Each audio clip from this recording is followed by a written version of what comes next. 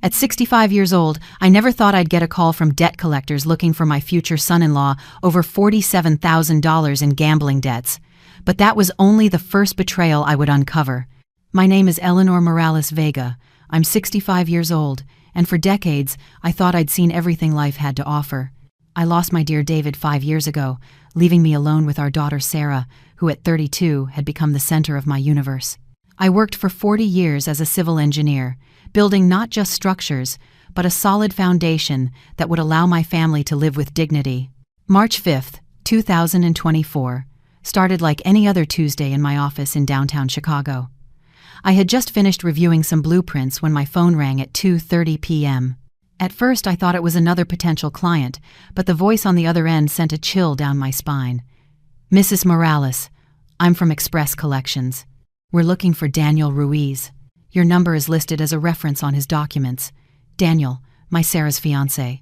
The man who was supposed to make her happy on April 20th, the date we had planned a dream wedding at the Dream Palace with a budget of $85,000 that I was financing completely." "What kind of collection?" I asked, although something in my gut already told me I wouldn't want to hear the answer. "Debts from online betting sites, ma'am. The current amount is $47,000, with interest accruing daily. Can you put us in touch with him?" I hung up the phone with trembling hands. For a moment I thought it must be a mistake, a mix-up of names.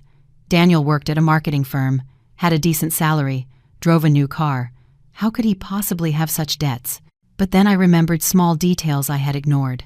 The times I had seen him nervously checking his phone during family dinners, the strange comments about online investments when I asked him about finances, the way he avoided talking about money when we were planning the wedding expenses. That same afternoon, I decided to investigate discreetly. Sarah had been over the previous Sunday, and I remembered she had left some papers on the dining room table while we were reviewing wedding details. Among those documents, I found bank statements she had forgotten. As I looked them over, my heart sank. Regular transfers to betting websites, Bet365, William Hill, Bwin. The amounts were astronomical.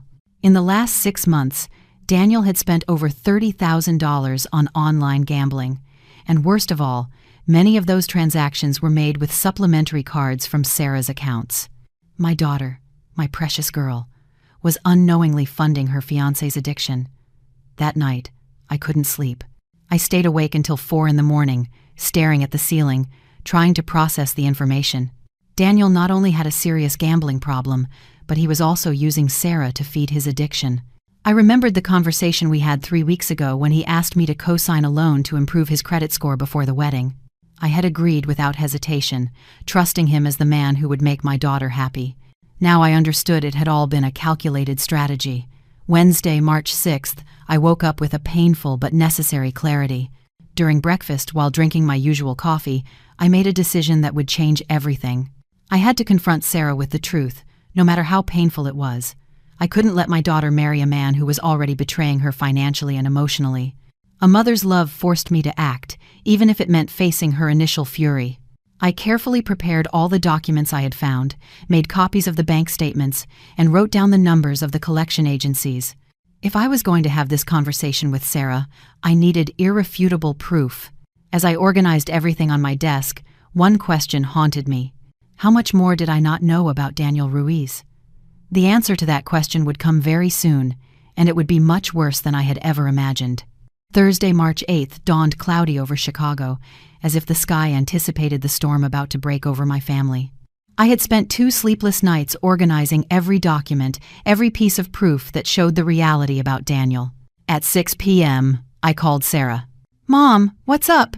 I was just going over the final catering confirmations with Daniel. Her voice sounded cheerful, completely unaware of what was about to happen. "Sarah, I need you to come over tonight. We have to talk about something very important related to the wedding." There was a pause. Did something happen with the Dream Palace? Is there a problem with the menu? "It's not about the vendors, honey. It's about Daniel. Come alone, please." The tone of my voice must have alerted her because she immediately became defensive. "What's wrong with Daniel? Mom, I hope you're not going to start with your comments about him again. Sarah, please, just come." At 8:30 p.m., I heard Sarah's keys in the door. I had made coffee and laid out all the documents on the living room table, organized chronologically. When she walked in, I immediately noticed her expression of concern mixed with irritation. "All right, Mom. What's all this drama about?" she asked, dropping her purse on the couch where she used to sit as a little girl to tell me about her school days. "Sit down, please." I pointed to the chair across from me. "What I'm about to show you will completely change your perspective on the man you plan to marry." Sarah rolled her eyes. "Oh my God, Mom, seriously? Are you going to try to find flaws in Daniel again?" "I'm not looking for flaws, Sarah. I found them by accident." I slid the first document toward her, the bank statement with the betting transactions. "Can you explain what these transfers mean?" I watched her expression gradually change as she read. Her eyes moved from left to right, processing each line, each amount. The color drained from her face. This must be a mistake from the bank," she murmured. "Daniel doesn't gamble. He would have told me." "Sarah, there's more." I showed her the second document, the list of calls from the collection agencies. "I received this call yesterday. Daniel gave them my number as a reference for his debts." She took the paper with trembling hands. $47,000. This can't be real. "It's very real, honey. And look at this." I showed her the dates of the most recent transactions. Many of these bets were made with cards linked to your accounts. Daniel has been using your money to fund his addiction. Sarah stood up abruptly, walking to the window that overlooked the small garden where David used to tend his roses. No. This is impossible. Daniel and I talk about everything. He would have told me if he had money problems." "Really? Did he tell you about these debts when he asked you to open joint accounts? Did he mention his gambling problem when he asked me to be his co-signer?" She turned to me, her eyes glistening with unshed tears. "You're exaggerating everything. Maybe he played online a few times, like everyone does. That doesn't make him an addict." "Sarah, in 6 months, he has lost over $30,000. That's not playing a few times. That's a disease." "You don't know him like I do," she shouted. Her voice reminded me of when she was 15 and passionately defended lost causes. "Daniel is good, hard-working. He loves me." I stood up slowly, approaching her. "Of course he loves you, Sarah, but he also loves gambling more. And if he marries you without solving this problem, he will destroy your life financially and emotionally." "And what do you suggest I do? That I cancel my wedding 6 weeks before the date because my paranoid mother found some bank statements?" "I suggest you postpone the wedding for 6 months. Give Daniel time to seek professional help, to resolve his debts, to prove that he can change." Sarah fell silent for several minutes, looking out the window. When she finally spoke, her voice was cold and distant. "I'm not going to postpone my wedding over unfounded suspicions. They're not suspicions, they're documented facts. They're papers you found by snooping through my private things," she snapped.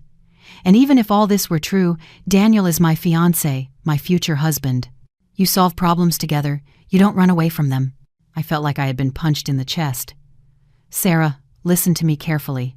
If you insist on getting married on April 20th without Daniel first resolving these issues, I will be forced to withdraw my financial support for the wedding." Her eyes filled with a fury I had never seen before. "Are you blackmailing me?" "I'm protecting you."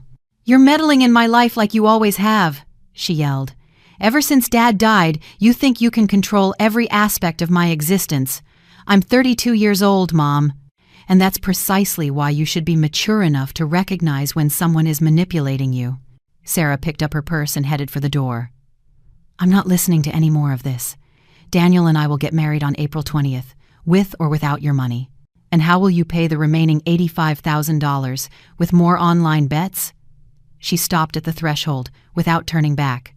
"We'll find a way." "Sarah, please, I'm just asking you to talk to Daniel about this, to show him these documents. If he really loves you, he'll admit his problem and seek help."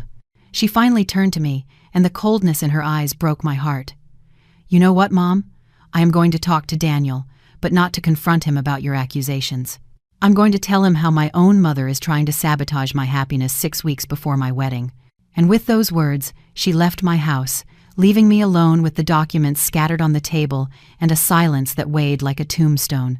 I didn't know then that I had just lit the fuse of a bomb that would explode 4 days later. The next 4 days were the longest of my life. After Sarah stormed out of my house, I didn't receive a single call from her. Silence had settled between us like an invisible but impenetrable barrier.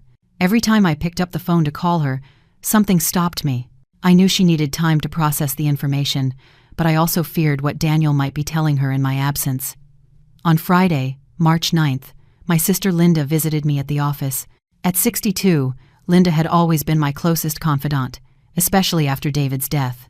Her intuition for reading people was extraordinary, and from day one she had shown reservations about Daniel. "Eleanor, you look terrible," she said as she sat across from my desk.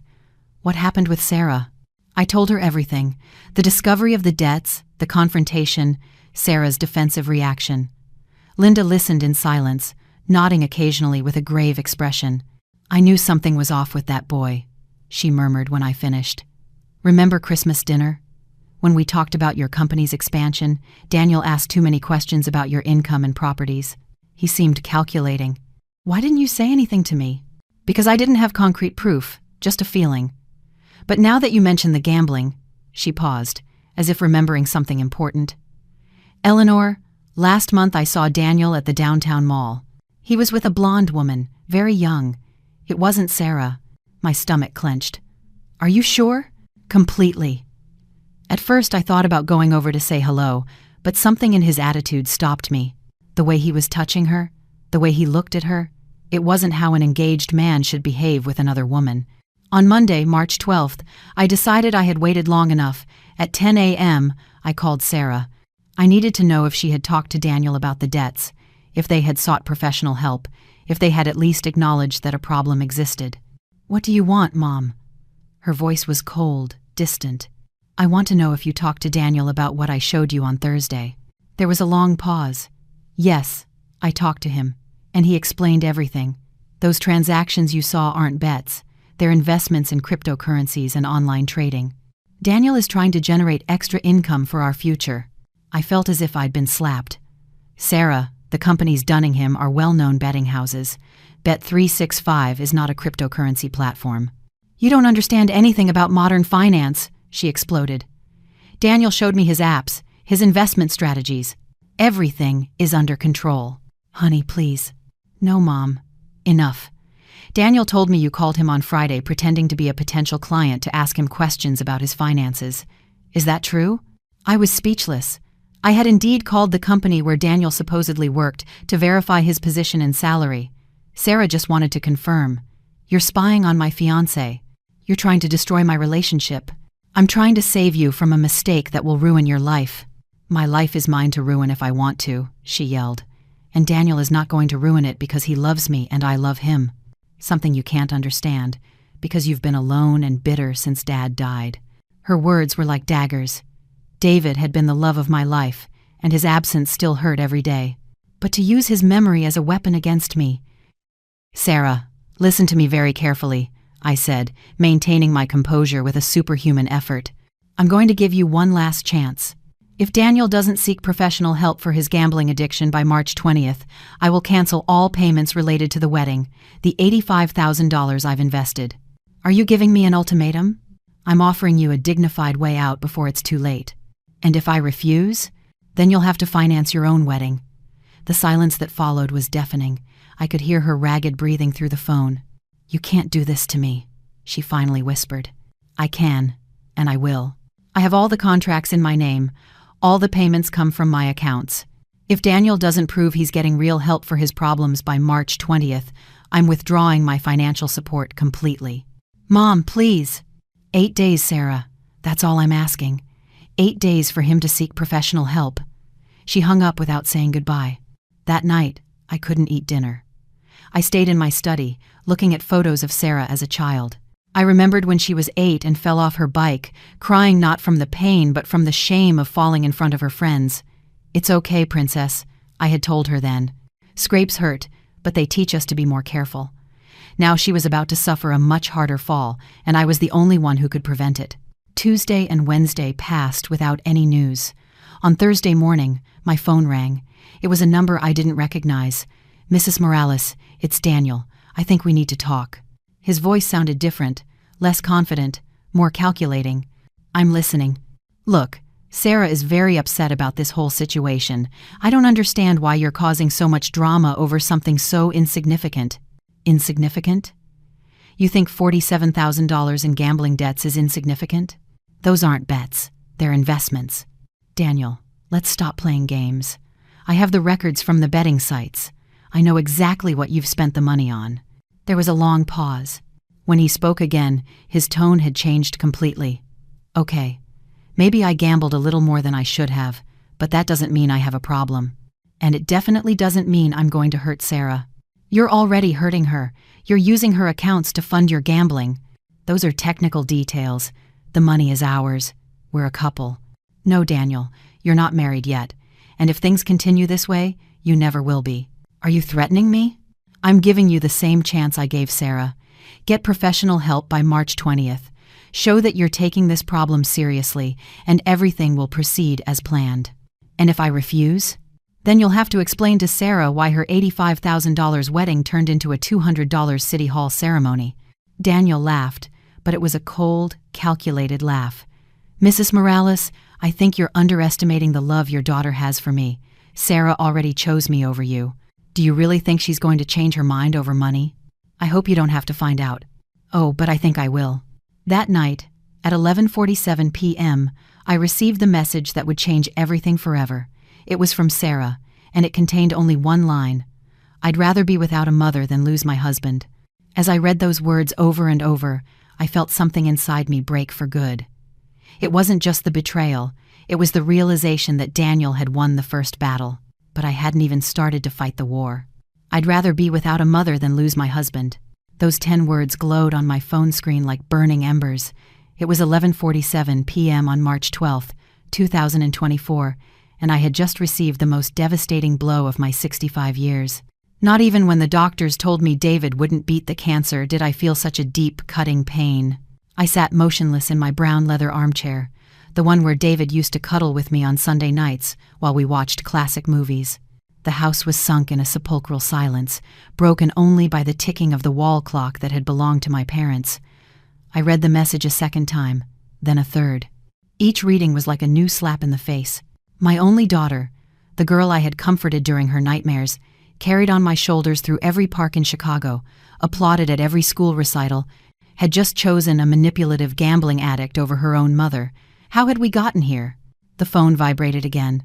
For a hopeful moment, I thought Sarah had reconsidered, that she was writing to apologize, but it was another, longer message. Daniel explained that you're jealous because I'm not your little girl anymore, that you can't accept someone else being more important in my life. You're right. Since Dad died, you've treated me like your husband, not your daughter. It's sick, Mom. You need psychological help, not us. My hands trembled as I held the device. Sarah's accusations were like poison injected directly into my veins. Jealous? Sick? Treating her like a husband? Every word was a dagger wrapped in the cruelty that can only come from someone who knows exactly where to strike to cause maximum damage. I rose from the armchair on shaky legs and walked to the window overlooking the backyard. Under the yellowish light of the municipal streetlights, I could see David's roses, now withered by winter, but which would bloom again in the spring. Like every year since his death, I had personally cared for each bush, watering them with the same dedication he had shown for decades. Was it true what Daniel had told Sarah? Had I, in my grief over losing David, projected an inappropriate emotional dependence onto my daughter? The doubt settled in my mind like a parasite, devouring my inner security. But then I remembered the bank statements, the calls from collectors, the irrefutable figures. $47,000 in gambling debts were not the fruit of my jealousy or imagination. They were concrete, documented, verifiable facts. At 12:30, I decided I couldn't keep torturing myself with doubts. I went up to my office on the second floor and turned on the desk lamp.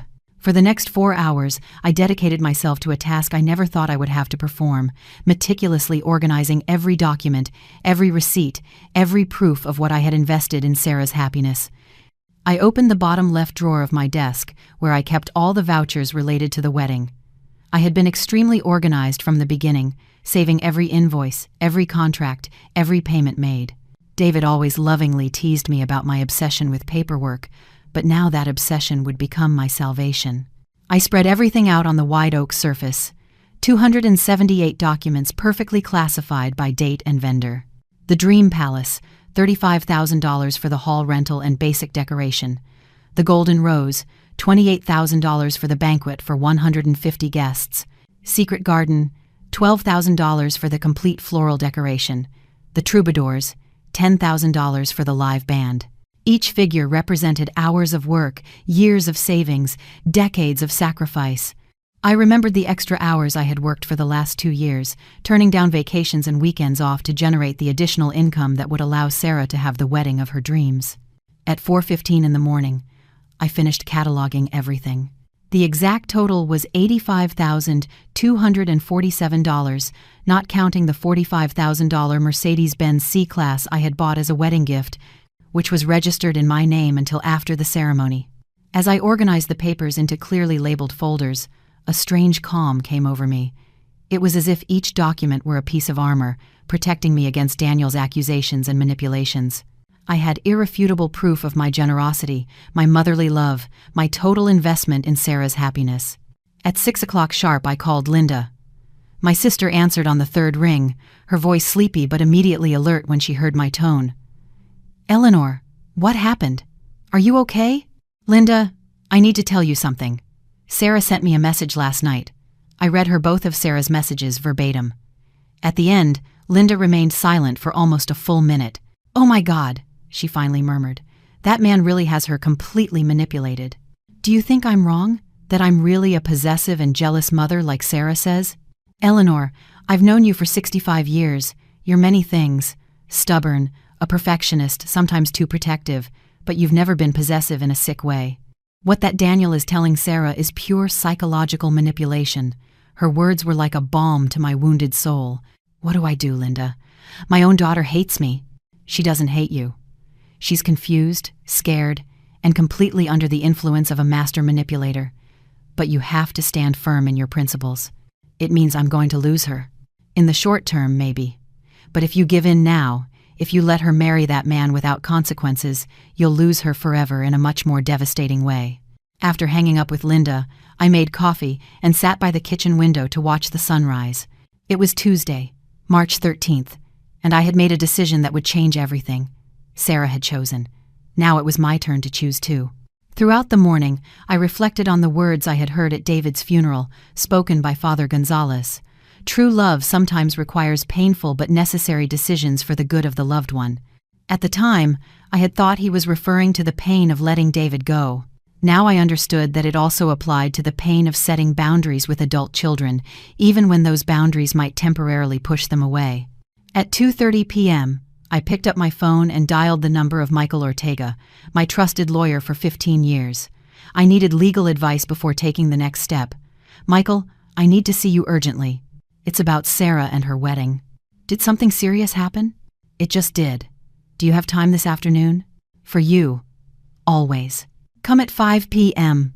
As I got ready to leave for Michael's office, I took one last look at the 278 documents perfectly organized on my desk.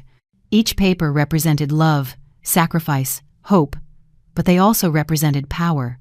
Sarah and Daniel had underestimated something fundamental. I completely controlled all the financial aspects of that wedding. Every contract was in my name. Every payment came from my accounts. Every vendor had my details as the responsible party. If my daughter preferred to be without a mother rather than lose her future husband, then she would have the opportunity to show just how solid that love really was when there was no mom's money backing it up. The war that Daniel had started with his manipulation was about to take a turn that neither of them had anticipated, and I had all the necessary weapons to win it. Michael Ortega's office occupied the 3rd floor of an elegant building in the Gold Coast neighborhood. For 15 years, he had been my legal advisor on all sorts of matters: construction contracts, real estate investments, and sadly, the paperwork after David's death. Now I needed his expertise for something completely different. "Eleanor, you have an expression I haven't seen since David's funeral," Michael said as he poured 2 cups of green tea in his office lined with law books. "Tell me what happened." I narrated the whole situation with clinical detail. The discovery of Daniel's debts, the confrontation with Sarah, the cruel messages from the night before. Michael listened, taking occasional notes in his black leather notebook. "Show me all the contracts," he asked when I finished my story. I opened my briefcase and spread the most important documents on his mahogany desk. Michael examined them one by one with the meticulousness of a surgeon, adjusting his reading glasses as he read each clause. "This is very well structured," he murmured after 20 minutes. All the contracts are in your name as the main contractor. The vendors have your bank details as the sole source of payment. Sarah and Daniel appear only as beneficiaries of the services, with no contractual responsibility whatsoever. Does that mean I can legally cancel everything? Absolutely, but there will be financial consequences. Michael opened a digital calculator and started working with the figures. Let's see. The wedding is scheduled for April 20th. That's 5 weeks and 2 days away. Most contracts have staggered cancellation clauses. He explained each penalty in detail. The Dream Palace would charge $3,000 for cancellation with less than 6 weeks' notice. The Golden Rose, being a specialized caterer, would demand $2,500 for ingredients already purchased and staff reservations. Secret Garden would keep $1,000 for flowers already ordered from Holland. In total, you'll be paying approximately $7,500 in penalties, Michael calculated. It's lost money, but considering you save the remaining $77,500, it's still a financially smart decision. It's not about money, Michael. It's about principles. I understand that perfectly, but I want you to understand all the legal implications before you proceed. He leaned back in his swivel chair. Once you cancel these contracts, there's no going back. Sarah could try to take legal action against you. On what grounds? She could claim emotional distress, damages for breach of verbal promises, even damage to her social reputation. They are legally weak arguments, but they could complicate your life for months. I considered his words carefully. And the Mercedes-Benz? That's simpler. The vehicle is registered in your name, financed with your personal credit, and has not yet been legally transferred to Sarah. You can recover it without legal problems. What about the joint bank accounts I opened with Sarah for wedding expenses? Michael reviewed the bank documents I had brought. These are structured as deposit accounts with 2 account holders, but you are the sole contributor of funds. You can close them immediately and recover the remaining balance, which I see here as $15,000. And if Daniel has already used some of those funds for his gambling, then you will have legal grounds to sue him for misappropriation. The bank movements are documented, and any unauthorized use for purposes other than wedding expenses constitutes a crime.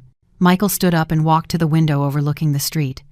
Eleanor, as your lawyer, I have to ask, are you absolutely sure you want to proceed? Once you take this path, your relationship with Sarah will change forever. It already changed last night, when she chose a manipulative gambling addict over her own mother. Understand that Sarah may react in unpredictable ways. The psychological manipulation you describe is very real and very powerful. Daniel will probably convince her that you are the villain of this story. I'd rather be the villain who saves my daughter than the complacent mother who watches her destroy herself. Michael nodded slowly. Very well, then let's proceed methodically. I suggest you make the cancellations in a specific order to minimize legal problems. For the next hour, we designed a detailed strategy. First, we would cancel the largest and most expensive services, the venue and the catering. Then, the secondary services, flowers, music, photography.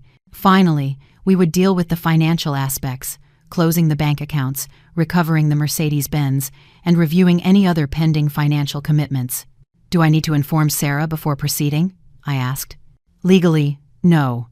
Morally, it's your decision. But I advise you to document the entire process. Keep copies of every cancellation, every email, every phone conversation. If this ends up in court, you'll need proof that you acted responsibly and justifiably.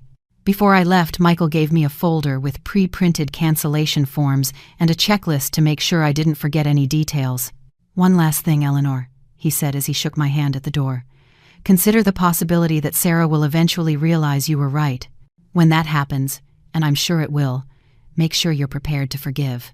And if it never happens, then at least you'll know you did everything possible to protect her, even from herself. I returned home at 7:30 p.m., with a mental clarity I hadn't felt in days. In my study, I arranged all the material Michael had provided, along with my 278 organized documents. It was like preparing a military campaign, with maps, strategies, and clearly defined resources. That night, I had only a lentil soup for dinner, one that David used to make and that I had learned to cook after his death. As I ate, I mentally reviewed each step of the plan. Tomorrow, Wednesday, I would begin the cancellations. By Friday, everything would be finished. The phone rang at 9:45 p.m. It was Linda. How did it go with Michael? Perfectly. Everything is legally sound. I can cancel without major problems. And emotionally, how are you? I thought for a moment before answering. Strangely calm. For the first time since I found out about the gambling, I feel like I'm in control of the situation. I'm glad to hear that. Have you heard anything more from Sarah? Nothing. And I think it's better that way. When I'm done canceling everything, then we'll talk. Eleanor, I want you to know that I completely support your decision. I know it must be the hardest thing you've ever done in your life. No, Linda. The hardest thing was burying David. This is painful but necessary. After hanging up, I sat in my favorite armchair with a glass of brandy, the same one David and I shared on special occasions. I looked at the family photos arranged on the mantelpiece. Sarah at 5 on her first day of school. Sarah at 16 at her graduation. Sarah at 28, the day she introduced me to Daniel. In that last photo, Daniel was smiling at the camera with an expression that now, in retrospect, seemed calculating. His arm was possessively around Sarah's shoulders, and she was looking at him with blind adoration. There were signs from the beginning, but a mother's love had blinded me to them. Tomorrow I would begin to correct that mistake, no matter how painful the consequences. At 11:30 p.m., I turned off the lights and went up to my bedroom. Before going to bed, I checked my phone one last time. There were no new messages from Sarah. I slept soundly for the first time in a week. Wednesday, March 14th, dawned with a clear sky over Chicago. I got up at 6:30, an hour earlier than usual, with the determination of a general about to fight the decisive battle of her life. I had slept better than in weeks, as if my subconscious had found peace in the certainty that I was finally going to act. After showering and dressing in my most formal navy blue suit, I prepared a full breakfast. Toast with tomato, strong coffee, and orange juice.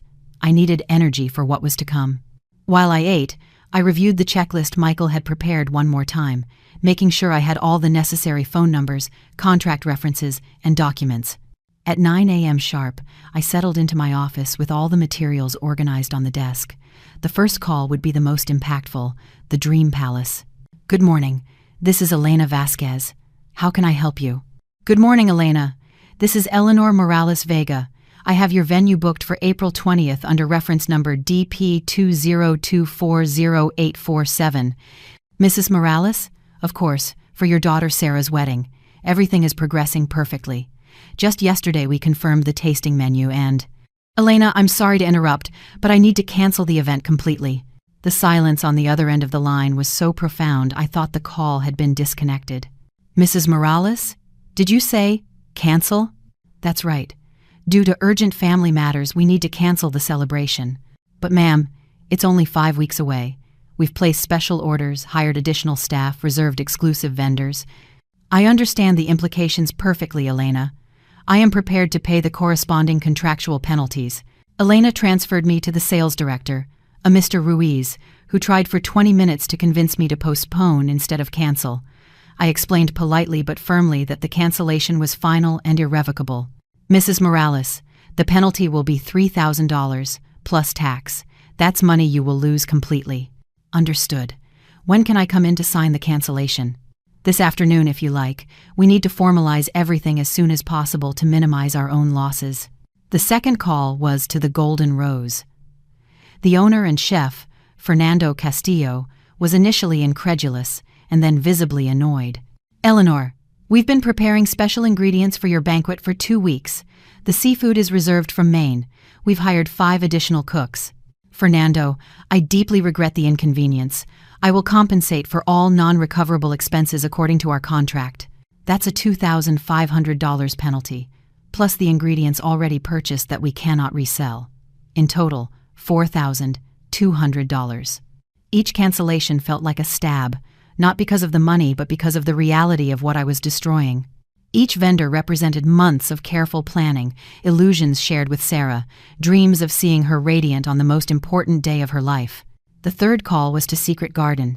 The florist, Linda Lopez, almost burst into tears when I told her about the cancellation. Mrs. Morales, the white peonies your daughter ordered are coming directly from Holland. The garden roses are being specially grown to create the exact shade she wanted. Linda, Keep the flowers you can use for other events. The rest, charge to my account. That's a $1,000 penalty, but the special flowers add another $800. I'm very sorry, but I can't absorb those losses.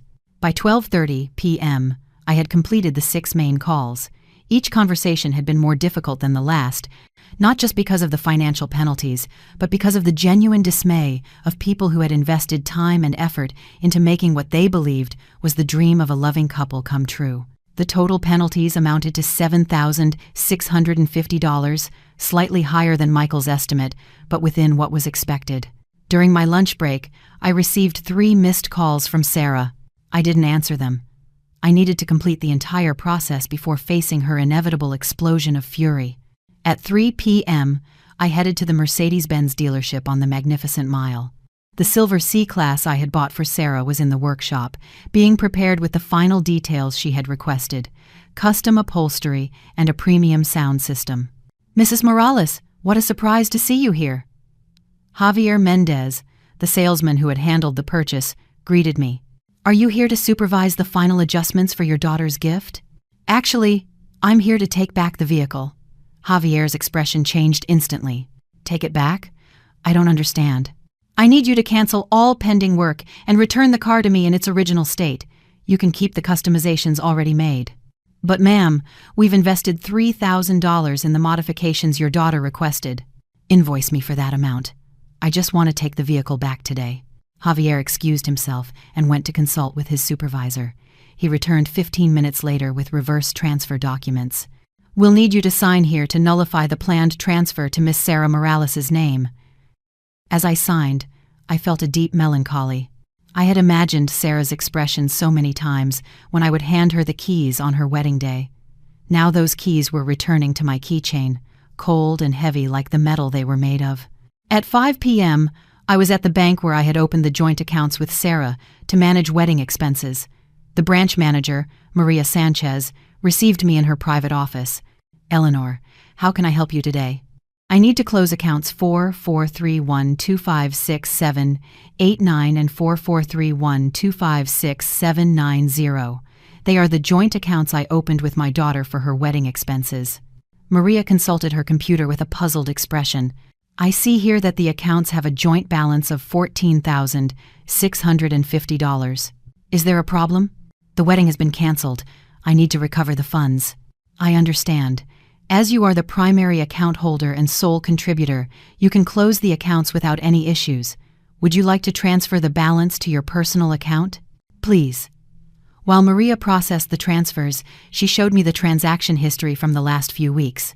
Most were my transfers, regular deposits to cover anticipated expenses. But there were 3 withdrawals that caught my attention. $500 on February 28th, $750 on March 5th, and $1,200 on March 10th. Can you tell me who authorized these withdrawals? According to the record, they were made by Miss Sarah Morales with her debit card, all at different ATM locations. A shiver ran down my spine. The dates coincided exactly with the period when Daniel had intensified his gambling, according to the statements I had reviewed. Sarah had been withdrawing money from the wedding accounts to give to Daniel, probably without knowing what he was really using it for. At 6:45 p.m., I returned home with all the paperwork completed. On my desk, I laid out the cancellation documents, organized chronologically. The Dream Palace, the Golden Rose, Secret Garden, the Troubadours, Martin Artistic Photography, and finally, the return of the Mercedes-Benz. The total cost of the cancellations had been $8,950 in penalties and non-recoverable expenses, a considerable figure but insignificant compared to the $77,000 I had saved. More importantly, I had recovered $14,750 from the joint accounts, although knowing that Sarah had been unconsciously financing Daniel's gambling left me with an extra bitterness. At 7:30 p.m., my phone began to ring insistently. It was Sarah. This time, I decided to answer. "Mom, what have you done?" Her voice was a desperate cry that pierced my heart. "Hello, Sarah. How are you?" "Don't give me that. Elena from the Dream Palace called me an hour ago. She told me you canceled everything." "That's right. I gave you an ultimatum until March 20th. 2 days have passed, and I haven't received any confirmation that Daniel is seeking professional help. Are you crazy? How could you do this? Very easily. All the contracts were in my name. All the payments came from my accounts. It was my money financing your wedding. It was our money.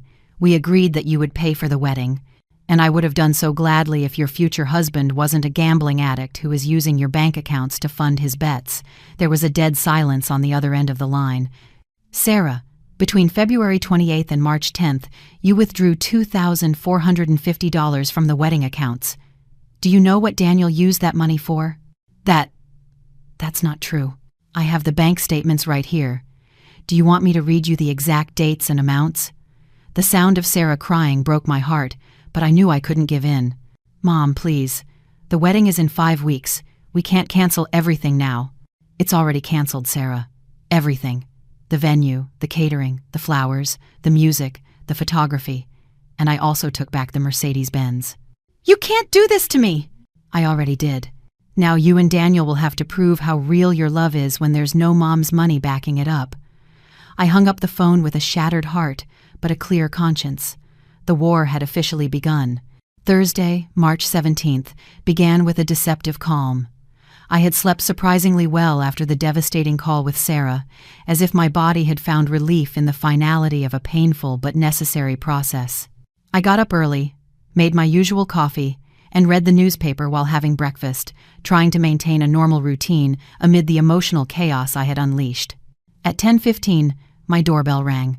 I wasn't expecting visitors, and for a moment I thought it might be the mail carrier with a package.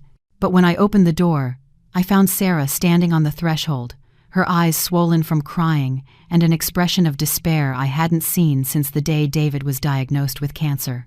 "Mom, we need to talk," she murmured in a hoarse voice. Behind her, leaning against a taxi, waiting with the engine running, was Daniel. His presence surprised me because I expected Sarah to come alone, as she usually did when she needed emotional support from her mother. "Come in," I said, stepping aside to let her pass. "Daniel can wait in the taxi." "No, Mom, Daniel is coming with me. He's my fiancé, and he has a right to be present in this conversation." I watched Daniel as he approached the door. His expression was a calculated mix of feigned humility and contained defiance. He was wearing a wrinkled white shirt and dress pants that looked like they had been worn all night. "Good morning, Mrs. Morales," he said with a smile that didn't reach his eyes. "I'm very sorry we've come to this situation." I didn't respond to his greeting. I simply stepped aside and let them in. In the living room, Sarah sat on the couch where she used to curl up as a child when she had nightmares. Daniel stood behind her, his hands resting on her shoulders in a gesture that seemed more possessive than protective. "Mom, I can't believe you actually canceled everything," Sarah began. "Elena from the palace told me you even paid the penalties. $8,900 completely lost. It's a small price to pay compared to what I would have lost if I had allowed this farce to continue." Daniel visibly tensed at my words. "Mrs. Morales, I think you're completely misinterpreting the situation." "Misinterpreting?" I interrupted him. "I have bank documents that prove you've spent over $40,000 on betting sites in the last 6 months. I have call logs from collection agencies looking for you for unpaid debts. What exactly am I misinterpreting?" Sarah leaned forward, clinging to a last shred of hope. "Daniel explained all that to me, Mom. It's not traditional betting. It's currency trading, investments in cryptocurrencies." "Sarah, Bet365 is not a cryptocurrency platform. William Hill is not a currency exchange. They are online casinos, plain and simple."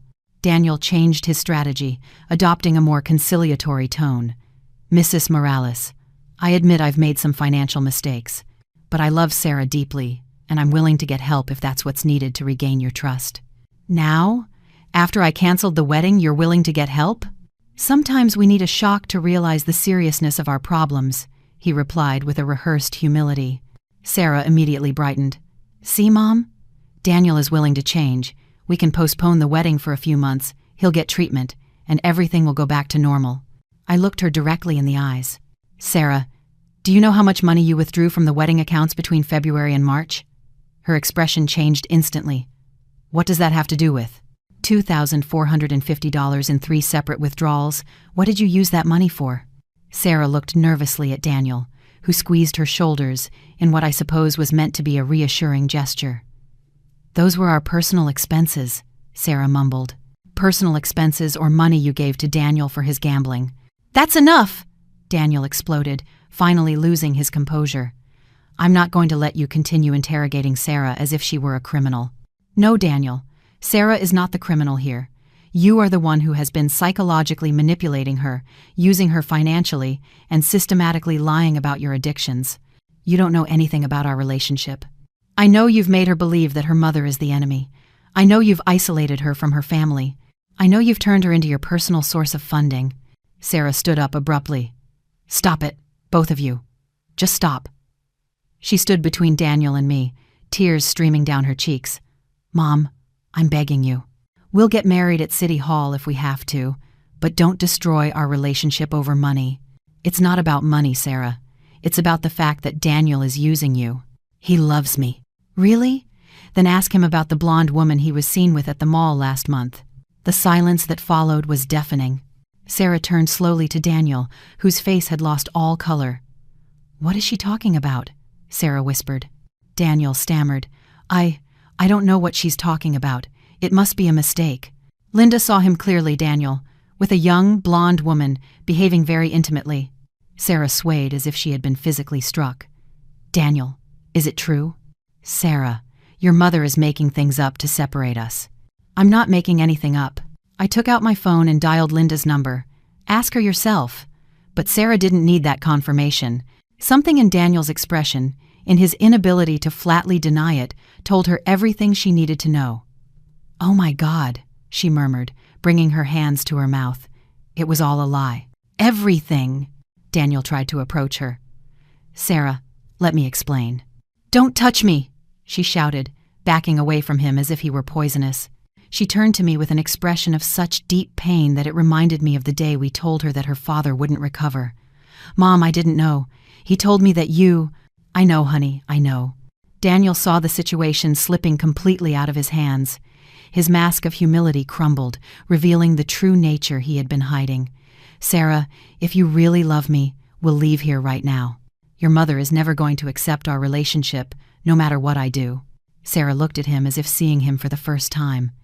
Is that your answer? After she just accused you of cheating on me and using my money to gamble? Your mother is manipulating the situation. My mother paid $85,000 for our wedding. My mother gave me a Mercedes-Benz. How is that manipulation? She uses her money to control you. And you used my money to gamble. The argument escalated quickly. Daniel began to show the aggressive temper he had been hiding, raising his voice and making threatening gestures. Sarah instinctively recoiled, and for the first time, I could see real fear in her eyes as she looked at the man she had planned to marry. If you don't come with me now, Sarah, this is over, Daniel roared. Then it's over, Sarah replied with a surprisingly firm voice. Daniel looked at her in disbelief. Really? After everything we've been through together? After everything you've lied to me about, yes. Daniel headed for the door, but before leaving, he turned to me with an expression of pure hatred. This isn't over, old woman. Sarah will come back to me when she realizes how lonely she's going to be without me. If Sarah comes back to you after knowing the whole truth, it will be her decision as an adult, but it won't be with my money backing you. Daniel slammed the door on his way out, rattling the window panes. Sarah collapsed onto the couch, crying in a way I hadn't seen since she was a little girl. I sat next to her, and for the first time in weeks, she didn't pull away when I hugged her. Mom, I'm so sorry. You were right about everything. I'm such an idiot. You're not an idiot, Sarah. You were manipulated by an expert. But I should have realized. The signs were there. Love blinds us sometimes. But the important thing is that now you can see clearly. We stayed hugging for a long time, as Sarah cried not only for Daniel, but for the loss of all her dreams about the future they had built together. What am I going to do now, Mom? She finally asked. You're going to rebuild, step by step. And I'm going to help you. After all the horrible things I said to you. Sarah, you're my daughter. A mother's love isn't canceled like a wedding contract. But even as I comforted her, a part of me knew that this reconciliation was just the beginning. Daniel wouldn't give up so easily, and the coming weeks would test both Sarah's determination and my own resolve to protect her. The days following the March 17th confrontation were like living in the eye of a hurricane. Sarah stayed at my house that night, sleeping in her old room for the first time in 2 years. I found her at 3 in the morning sitting in the kitchen, staring at a cup of chamomile tea that had gone completely cold. "I can't sleep," she confessed when I sat across from her. "Every time I close my eyes, I remember all the lies he told me, all the times I defended his strange behaviors. The brain needs time to process betrayal," I told her, pouring myself an infusion as well. "When I lost your father, I couldn't sleep either. The mind keeps searching for explanations, trying to make sense of what has no sense. But Dad didn't betray you. Daniel betrayed me, and I was stupid enough to help him do it." During that late-night conversation, Sarah began to reveal details that had remained hidden for months.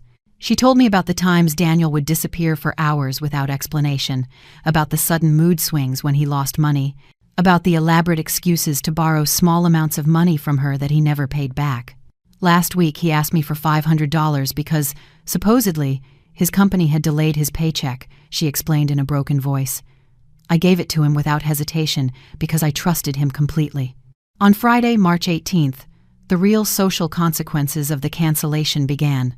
The phone wouldn't stop ringing with calls from family, friends, and acquaintances who had received fragmented news about what had happened. My sister-in-law, Pilar, David's sister, was the first to show up at the house around noon with an expression of genuine concern mixed with morbid curiosity. "Eleanor, is it true you canceled Sarah's wedding?" she asked without preamble as she walked into the living room. "It's true, Pilar.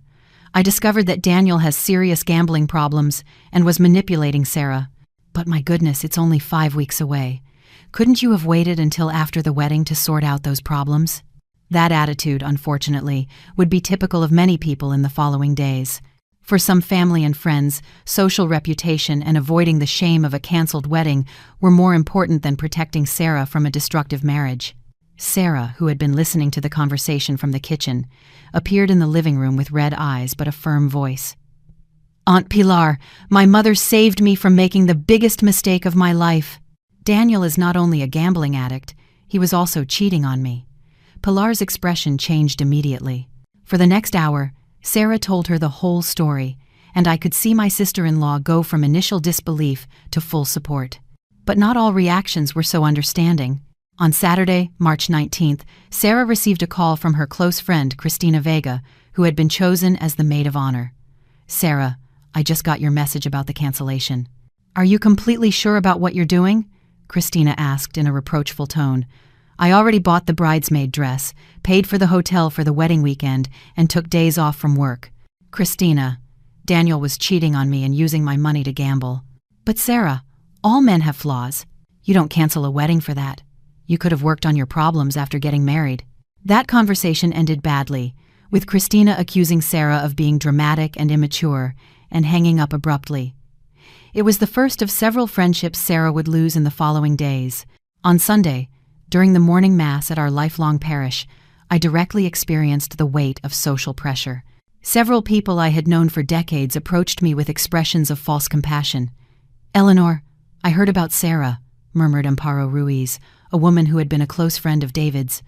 "What a shame you couldn't resolve your differences in another way." "They weren't differences, Amparo. Sarah's fiancé had serious gambling addiction problems." "Yes, but, dear, in my day, families sorted these problems out internally. Canceling a wedding is so public." That phrase deeply angered me. "Would you prefer Sarah to marry a gambling addict to avoid gossip?" "Of course not, but maybe you could have postponed instead of canceling." I left the church that Sunday with the clear understanding that we would face months of similar comments from people who prioritized appearances over Sarah's actual well-being. Monday, March 21st, brought the most painful financial consequences for Sarah personally. She received calls from 3 vendors with whom she had made separate contracts, using her own savings for items I hadn't covered. The first call was from a bridal boutique where she had bought her wedding dress. Elena Moreno, the owner, explained that the dress had been designed specifically for her and couldn't be sold to another client. "Sarah, the dress costs $2,800 and is completely customized to your measurements and preferences. I can't give you a refund because it's impossible to resell." The second loss was the honeymoon package to Santorini that Sarah had booked as a surprise for Daniel. The travel agency informed her that, being less than 6 weeks from the trip, they could only refund 30% of the total cost. Miss Morales, the package cost $4,500. We can refund you $1,350, but the remaining $3,150 is lost due to the cancellation policies of the hotels and airlines. The third loss was the $1,200 she had paid for handcrafted paper wedding invitations, already printed with their names, and the April 20th date. In total, Sarah lost $13,150 of her own savings, money she had been putting aside for 3 years working as an administrator at an insurance company. "Mom, this was all my savings," she confessed that night as we reviewed the cancellation documents together. "I worked overtime for 2 years to be able to pay for these extra expenses without asking you for more money." Seeing the tears in her eyes as she calculated her financial losses broke my heart. Sarah had shown responsibility and independence by handling part of the expenses with her own resources, and now she was losing everything because of Daniel's betrayal. "Sarah, I'm going to compensate you for those losses," I offered immediately. "No, Mom. These were my decisions. I chose to trust Daniel. I chose to make those extra expenses. I chose to defend him when you warned me. But you were manipulated. I was an adult making adult decisions. The consequences are mine too." That response filled me with pride for my daughter. Despite the pain and betrayal, she was showing a maturity and integrity that Daniel had never possessed. On Tuesday, March 22nd, we received news that definitively confirmed we had made the right decision. Linda called around 8 p.m. with information she had obtained through a friend who worked at a casino. "Eleanor, you need to know this. My friend Carmen discreetly checked Daniel's records at the casino. He has lost an additional $23,000 in the last 3 weeks alone." $23,000 more? Yes, and the worst part is that apparently he had promised to settle those debts with the wedding money after April 20th. Sarah, who had overheard the conversation, turned pale. That means he was planning to use the wedding gift money to pay his gambling debts. Exactly. And according to Carmen, when he found out the wedding was canceled, Daniel had a nervous breakdown at the casino. Security had to escort him out because he was yelling about that old manipulative woman who ruined his plans. That night, Sarah and I stayed up very late talking about everything we had discovered. Each new revelation confirmed that Daniel had not only been a lying boyfriend, but a financial predator who had seen our family as a golden opportunity to solve his economic problems. "Mom, do you think he ever really loved me?" Sarah asked before going to bed. "I think Daniel loves the idea of having access to a comfortable life without responsibilities. But true love, the kind of love that requires personal sacrifice and real commitment. No, Sarah, I don't think he's capable of that kind of love. So I wasted 2 years of my life with someone who only saw me as a source of money." "You didn't waste anything, honey. You learned something invaluable about your own strength and about the importance of trusting your gut when something doesn't feel right." As Sarah went up to her room, I stayed in the living room reflecting on the past few weeks. We had paid a high price to discover the truth, $22,100 in total between my cancellations and Sarah's losses, plus the emotional and social cost. But compared to what would have happened if Sarah had married Daniel, it was a small investment in her future and her dignity. Tomorrow would be Wednesday, March 23rd, and I knew there were still battles to be fought. Daniel would not give up easily, and the coming weeks would bring challenges I couldn't yet imagine. Wednesday, March 23rd, dawned gray and rainy, as if Chicago itself reflected the emotional state we had been through for the past week. Sarah had returned to her apartment the day before, needing space to process everything that had happened, but we kept in constant phone contact. For the first time in months, our conversations were honest, without the artificial tension Daniel had sown between us. I was in my office reviewing some construction projects when Linda arrived unannounced at 11:30. Her expression was grave, and she carried a manila folder that she held firmly against her chest. "Eleanor, we need to talk urgently," she said as she closed the door behind her. "I've been investigating more about Daniel, and what I discovered is worse than we imagined." "What did you find?" Linda sat across from my desk and opened the folder, revealing photographs, printed documents, and pages of handwritten notes in her meticulous script. "Remember I told you I saw him with a blonde woman at the mall? Well, I decided to contact my friend Monica Herrera, who works in the Human Resources Department at a major retailer. I asked her to discreetly investigate if Daniel really worked where he said he did." My stomach clenched. "And what did she find out?" "Daniel Ruiz has never worked at MKT Solutions Chicago. The company exists, but when Monica called asking for him, they told her he had never been their employee. I felt like I had been hit with a sledgehammer. Then where did he get the money he usually spent? That's the most disturbing part. Linda pulled several bank documents from the folder. Through Monica, I managed to contact Beatriz Santos, a woman who worked at a bank until last year. It turns out Daniel was her younger sister's boyfriend, Patricia Santos, for 8 months in 2022. And what happened with that relationship? Linda showed me printed photos from social media. Daniel with a young brunette woman of about 25, smiling in expensive restaurants and on beach vacations. According to Beatriz, Daniel convinced Patricia he was a successful entrepreneur in the tech sector. The girl, who was a bank teller, started lending him money regularly for temporary investments, which always had some bureaucratic problem that prevented him from accessing his main funds. The same pattern he used with Sarah. Exactly. But with Patricia, he was more aggressive. In 6 months, he got $18,000 of her personal savings. When the family found out and confronted him, Daniel disappeared overnight, leaving only a note saying he had to travel urgently to Germany for business. I checked the dates on the documents. That means he met Sarah just 2 months after scamming Patricia Santos. Correct, and there's more. Linda pulled out another set of documents. Monica has a cousin who works at a real estate agency downtown. I asked her to verify the address Daniel had given as his residence. Does the address exist? It exists, but Daniel has never lived there. It's a commercial office building. According to the doorman, Daniel showed up a year ago asking to use the address to receive mail in exchange for $50 a month. The scale of the deception left me speechless. Daniel had not only lied about his job and his finances, but he had built a completely false identity to win Sarah's trust. Linda, how did you get all this information so quickly? When I saw how that man had manipulated Sarah, I decided to use all my contacts to investigate him thoroughly. I called every friend I have in banks, companies, real estate. Chicago is a big city, but professional circles are small. She then showed me the most disturbing piece of evidence. Photos taken from a cell phone showing Daniel entering and leaving an apartment in a trendy neighborhood. Who took these photos? Carmen Diaz, my friend from the casino.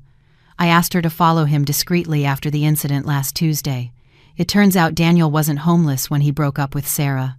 He's been living with a woman named Lucia Martin, 29, who works as a nurse at a hospital. Another victim? It seems so. According to the neighbors Carmen managed to get to talk, Daniel has been living there for 3 months, telling Lucia he's gradually separating from his ex-girlfriend because the relationship had become toxic. The revelation left me cold. While Sarah was planning her wedding, and I was investing $85,000 in her happiness, Daniel was building a parallel relationship with another woman, probably using the same lies and manipulations he had used with my daughter. Does Sarah know about Lucia? Not yet. I wanted to talk to you first to decide how and when to tell her. At that moment, I understood that Sarah hadn't lost an unfaithful boyfriend. She had escaped a professional predator who specialized in exploiting working women and families with financial resources. Linda, I need you to get me all the possible information about Lucia Martin. If Daniel is manipulating her like he manipulated Sarah, she has a right to know the truth. I already thought of that. Carmen is going to try to make indirect contact with her.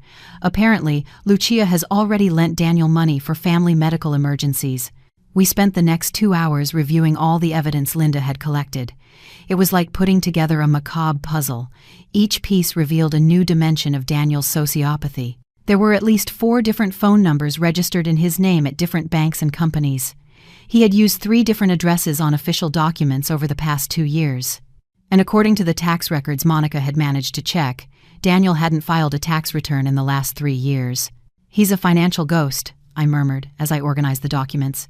He lives completely outside the legal system. And what's most worrying is that he's very good at what he does. If you hadn't been so meticulous with your financial records, if you hadn't had the strength to confront Sarah when you discovered the betting, Daniel would have pulled off his biggest scam to date. At 3 p.m., I decided to call Sarah and ask her to come over. I couldn't tell her these revelations over the phone. I needed to be there to support her when she processed the true extent of the betrayal she had suffered. "Mom, did something happen?" she asked when she heard the serious tone of my voice. "Sarah, I need you to come to the house. Linda has discovered some very important information about Daniel that you need to know." "More information?" "Mom, I know enough already. I know he lied to me, that he gambled, that he probably cheated on me." "Honey, this is different. Please come." Sarah arrived at 4:30 p.m. with an expression of emotional exhaustion that broke my heart. In the last few days, she had aged years, losing the radiant youth that had characterized her whole life. Linda presented the information gradually, starting with the lies about his job and address, continuing with the story of Patricia Santos, and finally revealing the existence of Lucia Martin. I watched Sarah's face as she processed each revelation. First disbelief, then pain, then fury, and finally a strange calm that worried me more than any other reaction. "So he never loved me," she said in a flat voice when Linda finished. "Not even a little bit. It was just another job for him." Sarah, "No, Mom. It's okay. I needed to hear this." She stood up and walked to the window, looking at the garden where David used to work. "For 2 years I shared my bed, my money, my dreams, with a man who was probably laughing at me every night. Don't torture yourself with those thoughts. Do you know what hurts the most?" She turned to us with tears in her eyes, but her voice was firm. "That I told him everything about Dad, about how his death had been, about my fears and my hopes. I opened my soul to him completely, and he used it all as information to manipulate me better." Linda went to her and hugged her. "Sarah, you're a good woman who trusted the wrong person. That doesn't make you stupid, it makes you human." "What do we do with the information about Lucia?" Sarah asked after several minutes of silence. "That decision is yours," I replied. "We can contact her to warn her, or we can keep the information private." Sarah thought for a long time. "I want to talk to her. If Daniel is scamming her like he scammed me, she has a right to know. No one should go through what I went through." That response filled me with pride for my daughter. Despite her own pain, she was thinking about protecting another woman from suffering the same deception. "Are you sure? It could be a very difficult conversation." "Mom, for 2 years Daniel made me believe I was special, that I was the woman of his life. If Lucia is hearing the same lies, she deserves to know the truth before it's too late." That night, as Linda arranged contact with Lucia through Carmen, I reflected on Sarah's transformation over the past few weeks. The naive woman who had blindly defended Daniel had evolved into someone stronger, wiser, more aware of her own worth. Daniel had tried to destroy my daughter, but he had inadvertently forged in her a strength she would never have developed otherwise.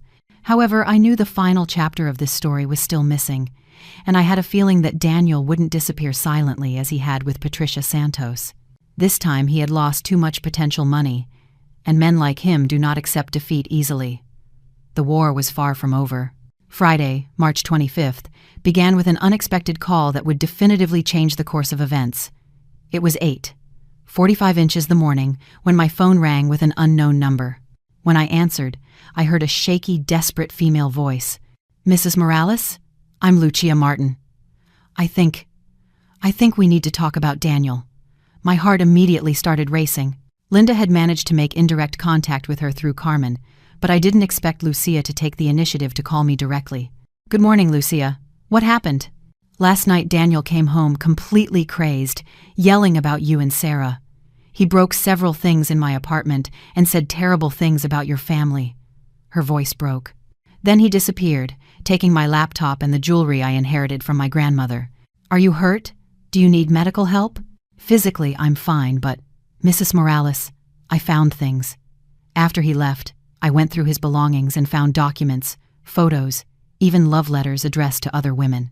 "Lucia, you can come to my office this morning. My daughter Sarah wants to meet you, and I think together you can help each other understand what Daniel has really been doing." "Will Sarah want to see me?" I thought she would hate me. "Sarah is an extraordinary woman who has been through exactly the same thing as you. Believe me, the last thing she feels for you is hatred." At 11 o'clock, Lucia Martin walked into my office accompanied by Sarah, who had insisted on picking her up personally from the subway station. Lucia was a petite woman of 29, with her brown hair tied back in deep dark circles that betrayed a sleepless night. She carried a plastic bag with documents Daniel had left in her apartment. "Mrs. Morales, first of all, I want to apologize," Lucia began in a barely audible voice. "Daniel told me you were a controlling and manipulative mother who couldn't accept that Sarah was happy with another man. And what do you think now?" "Now I think Daniel is a very intelligent monster who knows exactly what lies to tell to make women do what he wants."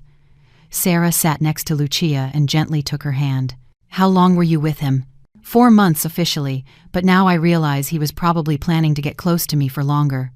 Lucia opened her bag and began to take out documents. I work at the hospital, and Daniel frequently showed up at the hospital cafeteria.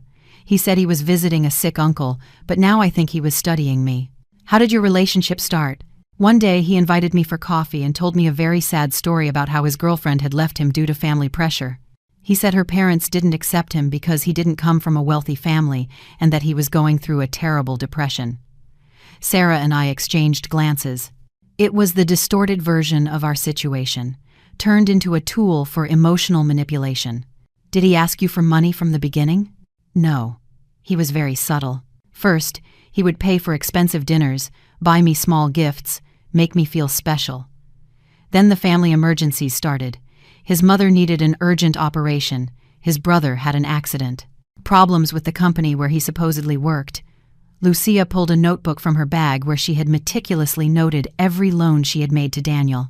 In 4 months, I lent him $8,400, she said in a broken voice.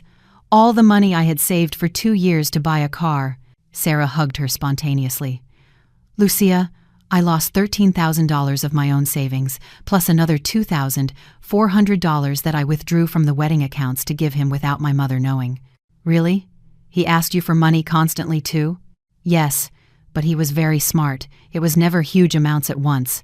$50 here, $200 there, $500 for an emergency. In the end, you add it all up and realize you've been financing his gambling addiction for months.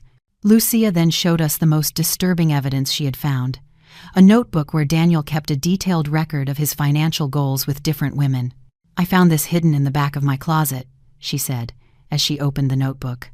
There are lists with women's names, their jobs, their family situations, and next to it, an estimate of how much money he could get from each one.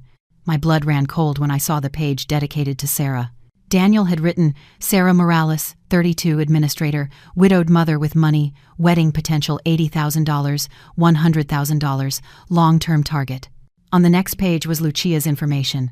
Lucia Martin, 29, nurse, no close family, estimated savings $10,000, emotionally vulnerable. This man is a psychopath, I murmured as I reviewed other pages containing information on at least 6 different women, including Patricia Santos.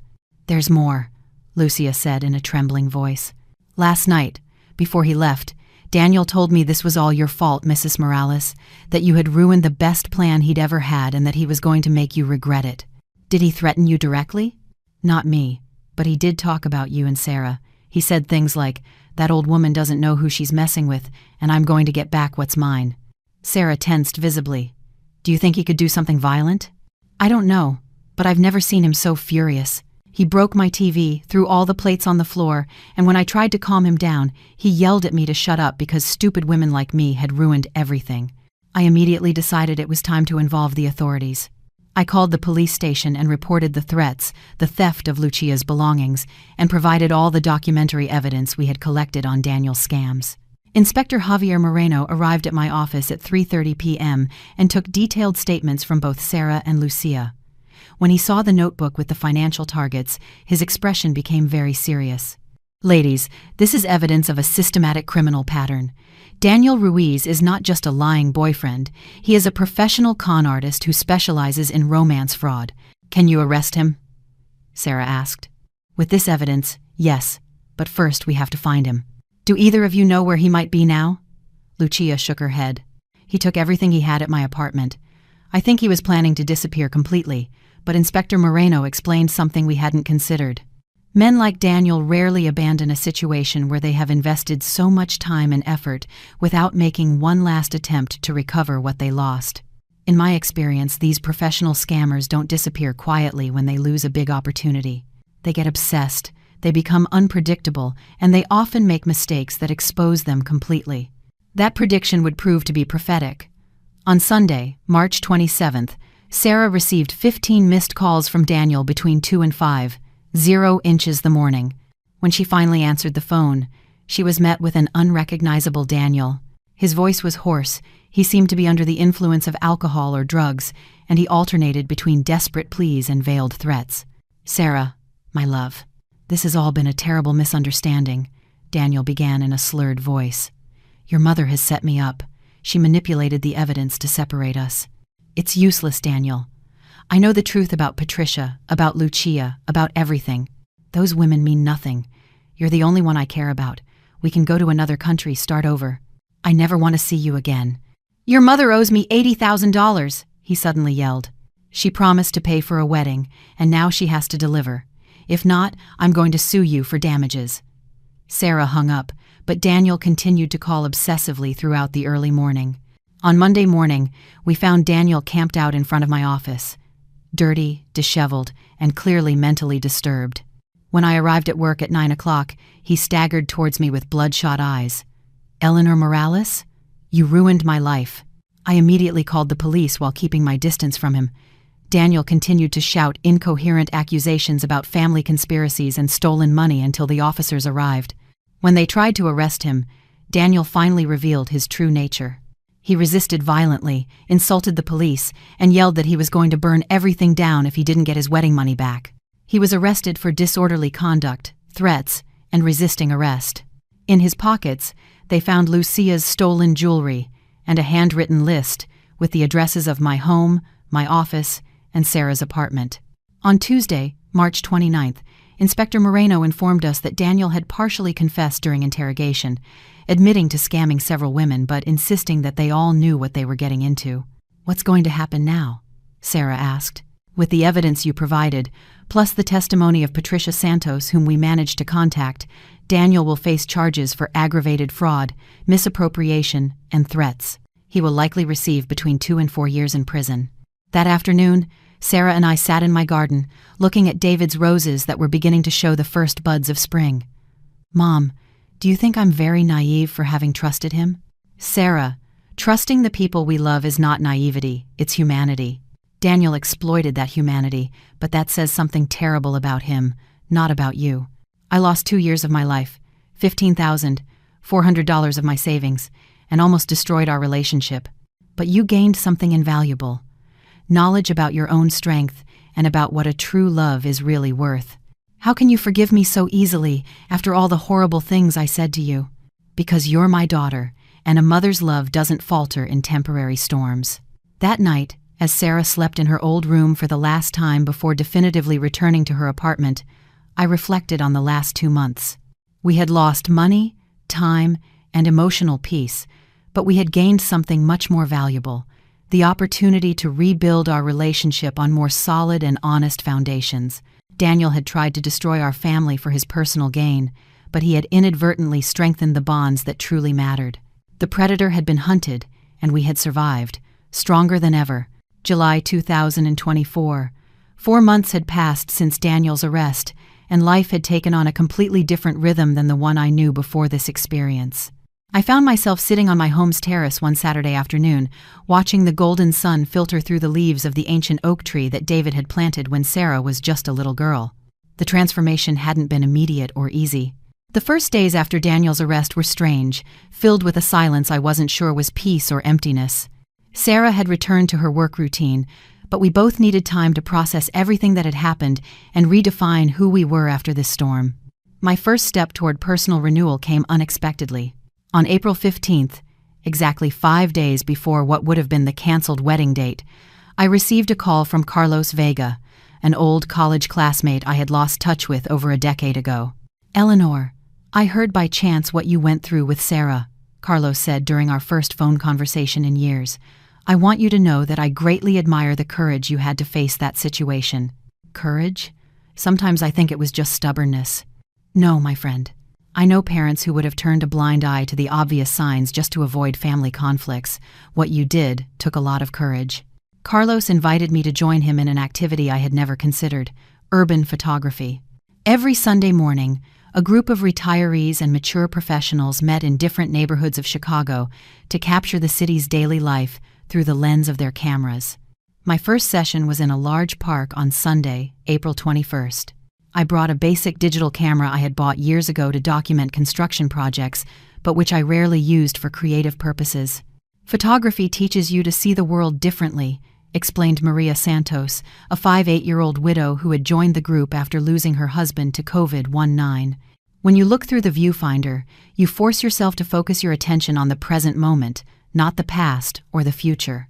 Those words resonated deeply with me. For months, I had been trapped between the pain of the recent past and anxiety about the future of my relationship with Sarah. Photography became my anchor to the present. My first images were clumsy, with unbalanced compositions, incorrect exposures, imprecise focuses. But gradually, Sunday after Sunday, I began to develop a sharper eye for capturing significant moments. An old man feeding pigeons by the pond, a young couple sharing donuts on a bench, children chasing soap bubbles that shimmered like tiny rainbows. In May, Sarah noticed the change in my attitude during one of our weekly dinners, a tradition we had established to gradually rebuild our communication.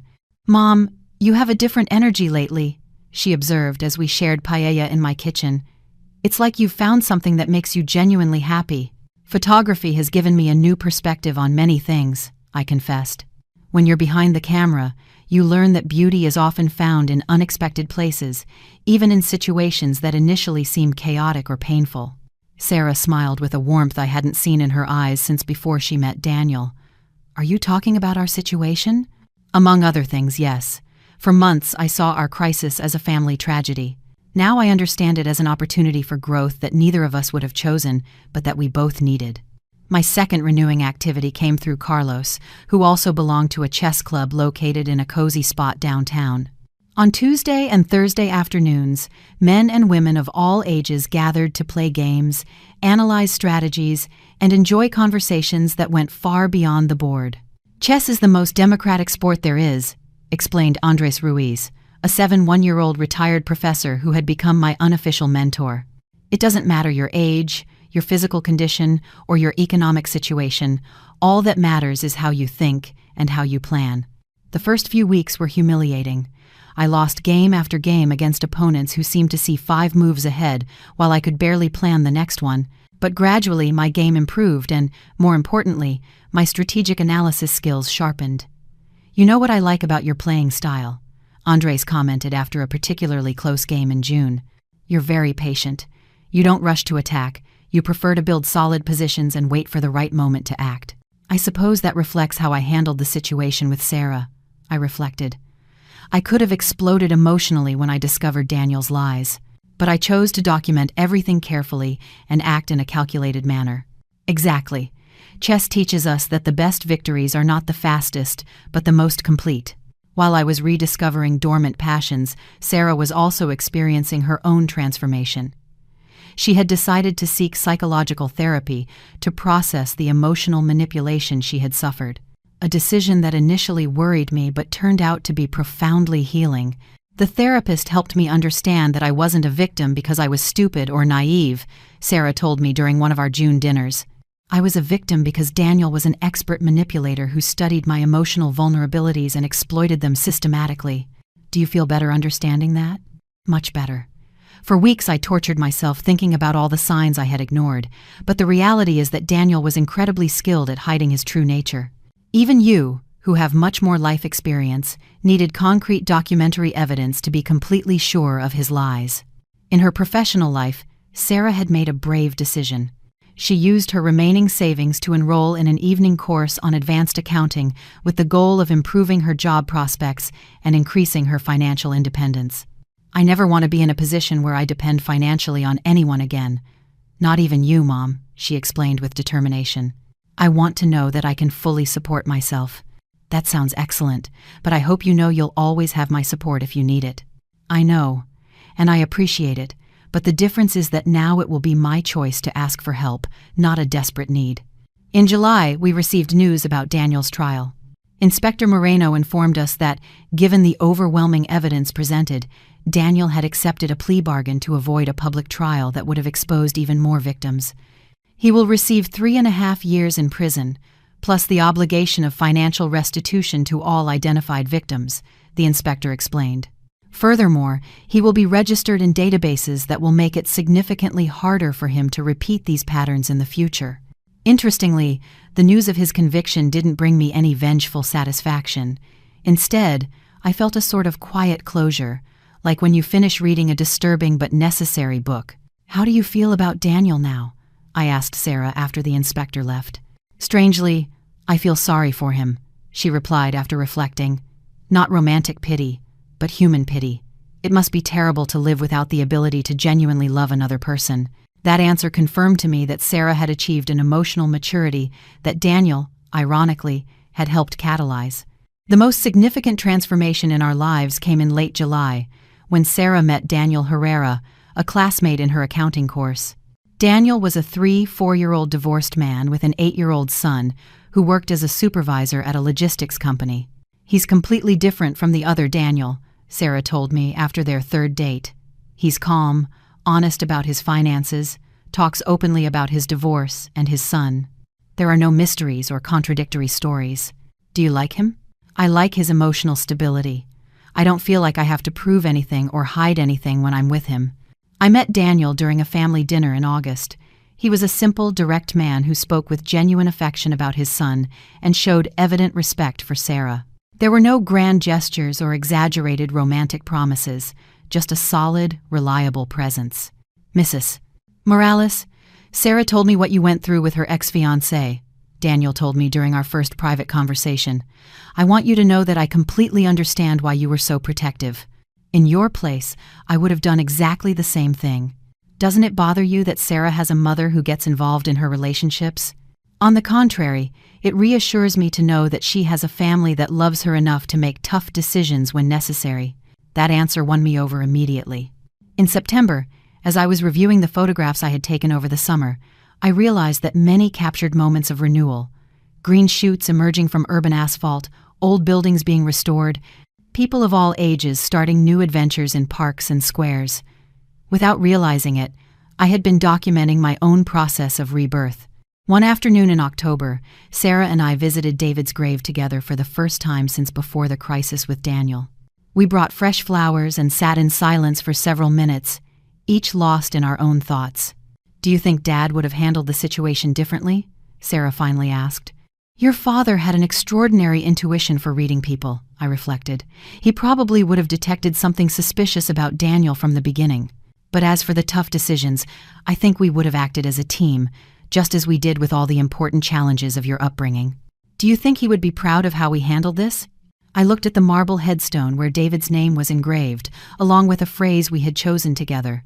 True love transcends time. I think he would be proud that we learned the difference between love and manipulation, between generosity and exploitation, between family unity and toxic dependence. Now, as I write these reflections in my personal journal, I can say with certainty that the most difficult months of our lives paradoxically became the most transformative. We lost $35,150 between cancellations, penalties, and Sarah's personal savings. We lost 2 years of hopeful planning and months of emotional peace. We lost the blind trust that good intentions always produce good results. But we gained something invaluable. The wisdom to recognize the difference between authentic love and expert manipulation, the strength to make painful but necessary decisions, and the deep understanding that protecting those we love sometimes requires being the temporary villain of their stories. Sarah has become a stronger, more independent, and more self-aware woman. I have rediscovered passions I thought were lost forever, and have found a community of genuine friends in people I would have never met without this crisis. Our mother-daughter relationship, which Daniel tried to destroy for his personal benefit, emerged stronger and more honest than ever. At 65, I learned that it's never too late to reinvent oneself, to find new sources of joy, to build meaningful friendships based on shared interests rather than family obligations. Daniel Ruiz, without intending to, taught us that true love sometimes requires war, that generosity without limits can become complicity with abuse, and that emotional predators can only operate in the darkness of family secrets. In the end, the man who tried to steal our money, our peace, and our family unity ended up giving us the opportunity to discover who we really were when all illusions were stripped away and all truths were revealed. If I could send a message to other parents facing similar situations, it would be this: trust your instincts, document everything carefully, and never let the fear of temporary conflict deter you from protecting the long-term well-being of your children. Because in the end, as the inscription on David's grave says, true love transcends time, crises, and even the most painful betrayals. And that love, when it is genuine, always finds a way to triumph.